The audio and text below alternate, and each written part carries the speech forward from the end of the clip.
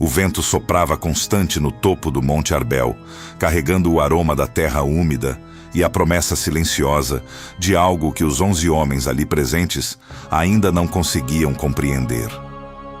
O silêncio da montanha na Galileia contrastava com o caos emocional que assolava o coração dos discípulos. O trauma da crucificação era uma cicatriz aberta, uma memória vívida de gritos e de uma escuridão que parecia ter engolido a esperança poucas semanas antes. Eles caminhavam em meio a sentimentos conflitantes, onde o alívio da ressurreição lutava contra o medo residual das autoridades e a incerteza do futuro nebuloso e desafiador que os aguardava após a partida iminente do Mestre querido. Eles eram heróis fragilizados, homens comuns, cujas vidas foram transformadas pelo encontro com o Messias. Pedro, antes impetuoso, agora carregava uma sombra de introspecção. João parecia perdido em pensamentos, enquanto os outros trocavam olhares repletos de perguntas não formuladas. A sensação de abandono ainda ecoava em seus ossos, tornando a subida uma batalha contra a exaustão mental e espiritual. A convocação para a Galileia era profundamente simbólica. Jerusalém fora o lugar da dor. A Galileia era o lugar do primeiro amor, onde as redes de pesca foram deixadas para trás. Voltar ali era um retorno necessário às origens, um lembrete de quem eram antes que o mundo tentasse quebrá-los definitivamente sob o peso das circunstâncias cruéis da perseguição romana. A subida física pelo terreno íngreme funcionava como metáfora para a elevação espiritual que estavam prestes a vivenciar. Cada respiração ofegante refletia a expectativa latente do sobrenatural. Eles se distanciavam do barulho do vale para encarar a imensidão da eternidade. Historicamente, montanhas foram palcos escolhidos por Deus para revelações divinas. No Sinai, a lei veio entre trovões. No Carmelo, o fogo provou quem era o verdadeiro Senhor. Agora, naquele Monte Galileu, o cenário preparava uma transição profunda. O Deus que desce para visitar estava prestes a se tornar o Deus que envia seu povo para conquistar.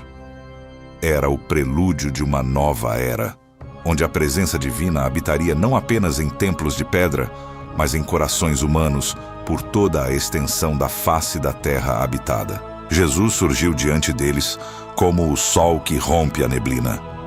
Sua presença preencheu o horizonte de uma maneira que tornava impossível ignorar sua majestade ressurreta.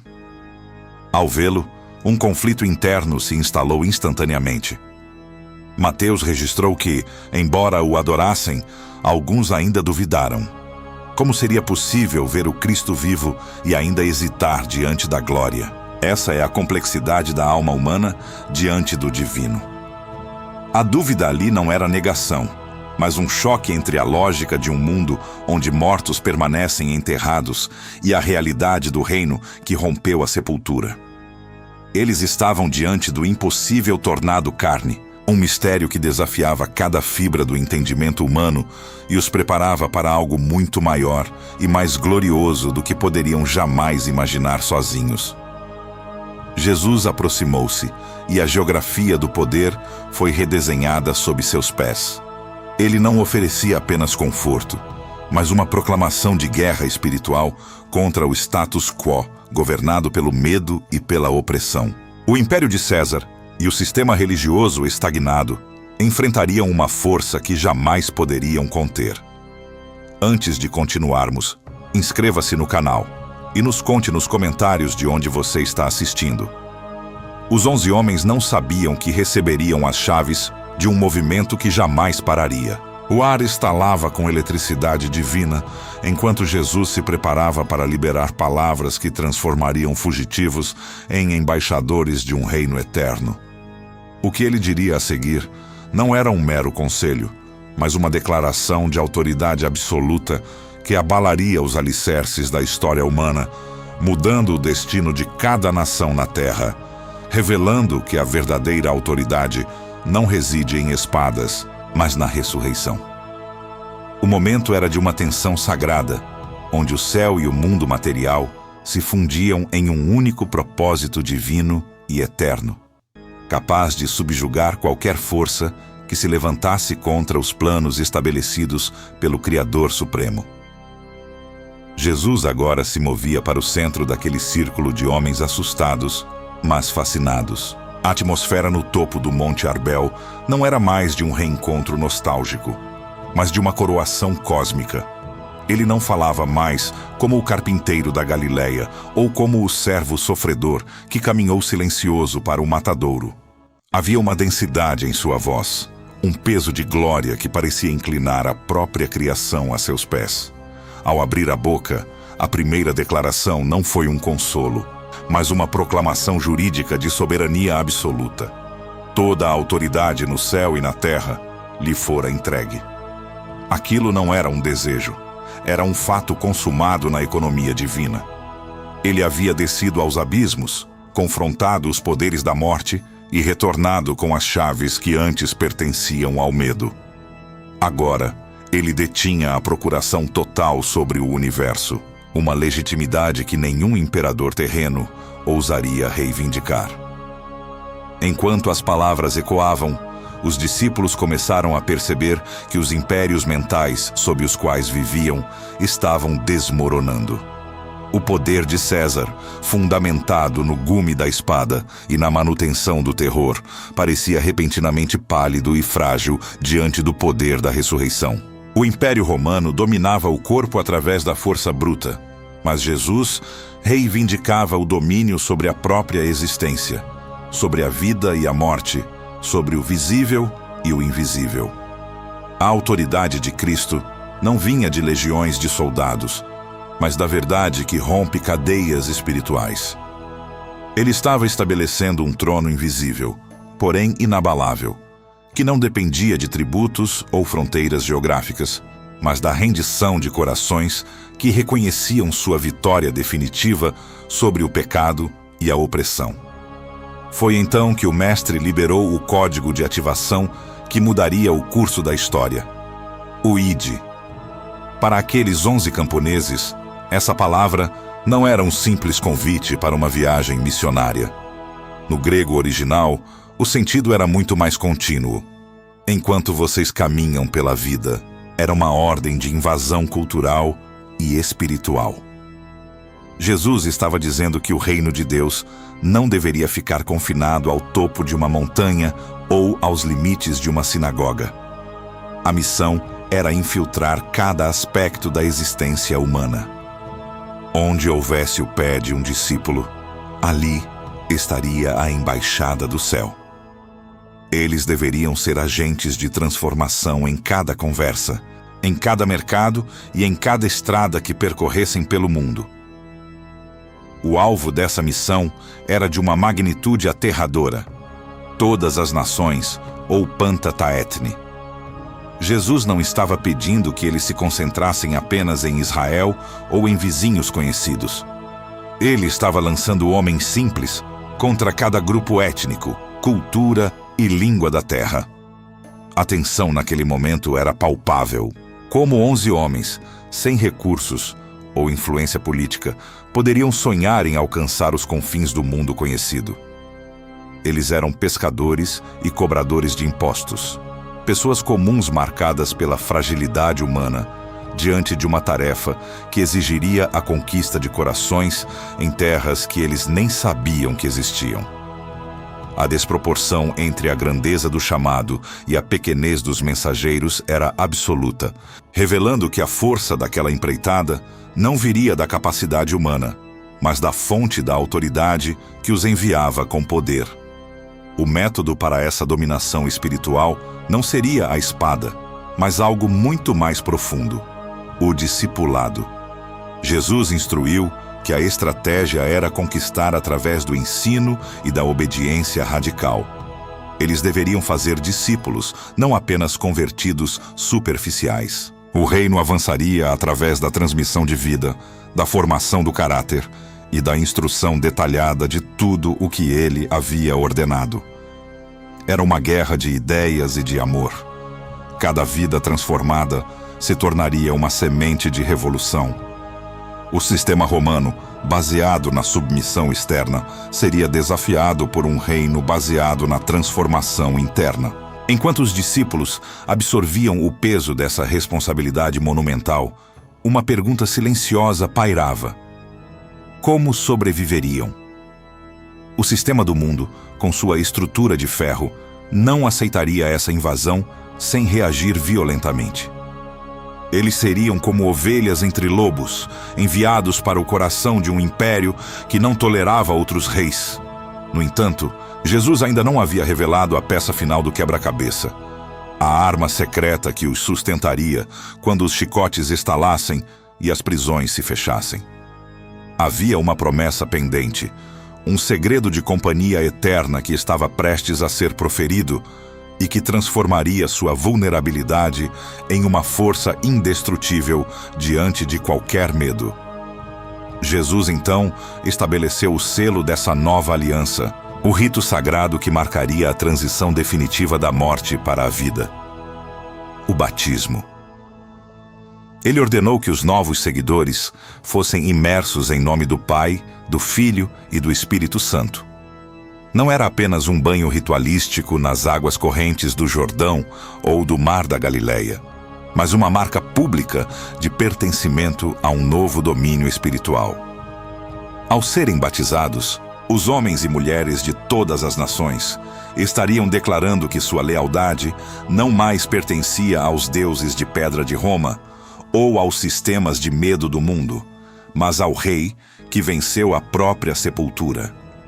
O batismo tornava-se o portal de entrada para uma nova cidadania, um exército sem armas de metal, mas revestido com a autoridade plena do Espírito. Entretanto, a missão não terminava na superfície das águas. Jesus aprofundou o peso da responsabilidade ao enfatizar a diferença vital entre apenas converter multidões e formar verdadeiros discípulos. O chamado era para ensinar a guardar todas as coisas que ele havia ordenado, sem omissões. Isso exigia uma dedicação integral à integridade e à transformação profunda do caráter. Não bastava que as nações ouvissem sobre Jesus, elas precisavam aprender a viver como ele viveu. O Mestre estava entregando aos 11 o dever de esculpir a imagem do céu em corações humanos, um processo laborioso que exigiria paciência, amor e uma fidelidade inabalável. O compromisso não era com um dogma abstrato, mas com uma vida de obediência radical que desafiaria cada hábito egoísta e cada estrutura de injustiça que a humanidade havia construído ao longo dos séculos.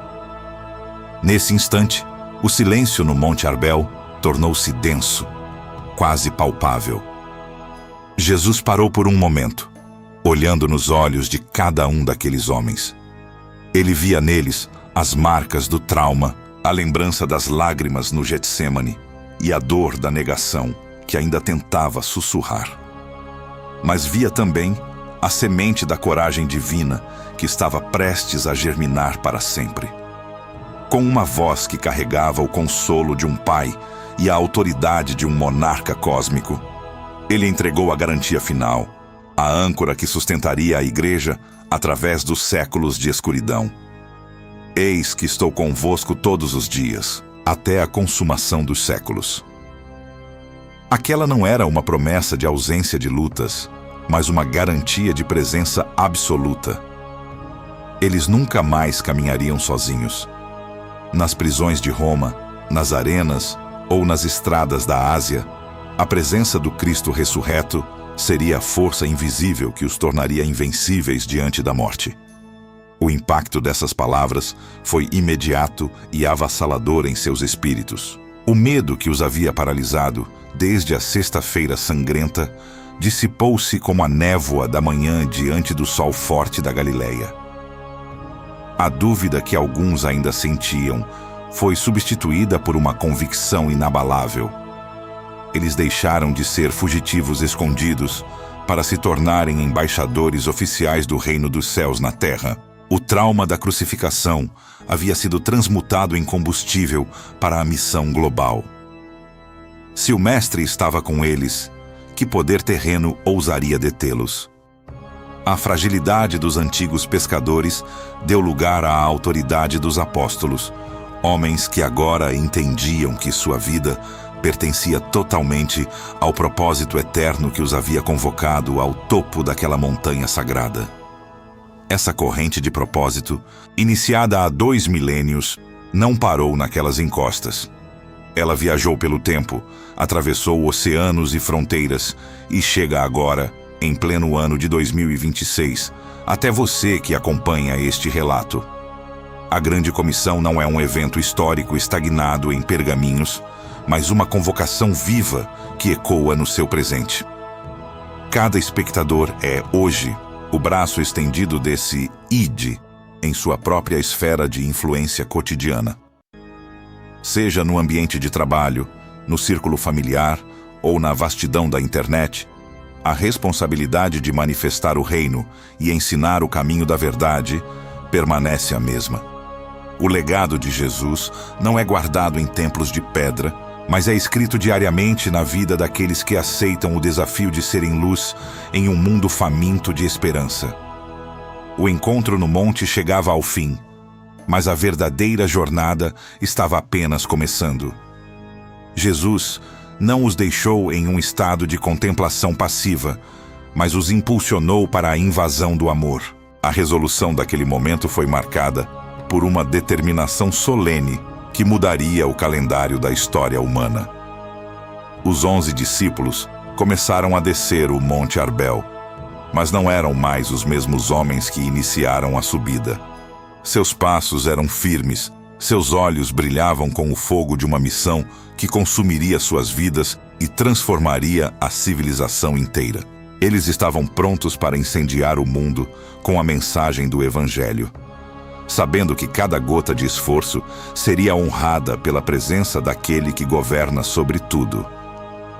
O silêncio da montanha ficou para trás, substituído pelo som de passos que marchavam em direção às nações da terra. Se você sente que este chamado também queima em seu coração e aceita o desafio de levar essa luz adiante, cele o seu compromisso agora mesmo escrevendo "Eu vou" nos comentários abaixo. Este é o seu tempo de avançar, pois a promessa da presença dele continua tão real hoje quanto naquele dia glorioso na Galileia. No próximo episódio, testemunharemos o momento da ascensão, onde o rei volta ao seu trono. Não perca!